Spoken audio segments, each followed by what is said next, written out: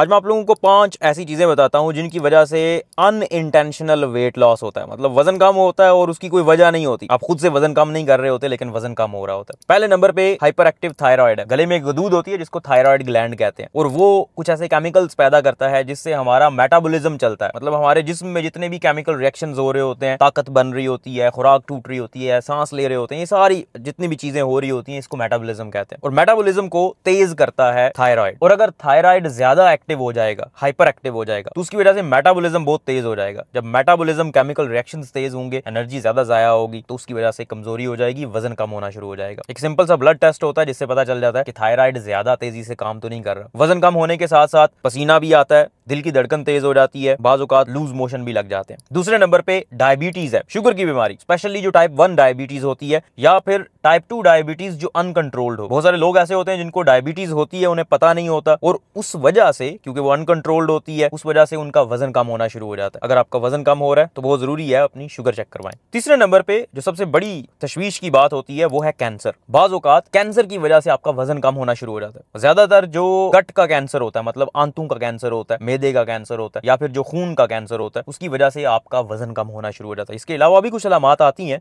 लेकिन वजन कम होना एक बहुत बड़ी अलामत होती है। तो अगर आपका वजन कम हो रहा है और आप खुद से नहीं कर रहे तो डॉक्टर के पास जाना और बात करना बहुत जरूरी होता है। चौथे नंबर पे कुछ बीमारियां ऐसी होती हैं जो क्रोनिक चल रही होती हैं और आपके जिस्म को नुकसान पहुंचा रही होती हैं, जैसे HIV हो गया, एड्स की बीमारी हो गई, TB की बीमारी हो गई। तो अगर आपको बुखार हो रहा है, खांसी हो रही है, रात को पसीने आ रहे हैं, तो जरूरी है कि डॉक्टर के पास जाएं। पांचवें नंबर पे अगर मैल अब्जॉर्प्शन हो रही है, मतलब आप खाना तो खा रहे हैं लेकिन वो जज़ब नहीं हो रहा, हजम नहीं हो रहा, जज़ब नहीं हो रहा, तो उसकी वजह से भी ये हो जाता है। कुछ लोगों को सीलिएक डिजीज होती है जिसमें गंदम के अंदर एक केमिकल होता है, एक न्यूट्रिएंट होता है जिसको ग्लूटेन कहते हैं, और अगर वो ठीक तरह से हजम ना हो, सीलिएक डिजीज में उसके खिलाफ हमारा जिस्म कुछ केमिकल्स, एंटीबॉडीज बनाना शुरू कर देता है, जिसकी वजह से खुराक हजम नहीं होती और आंतों के अंदर सोजिश हो जाती है।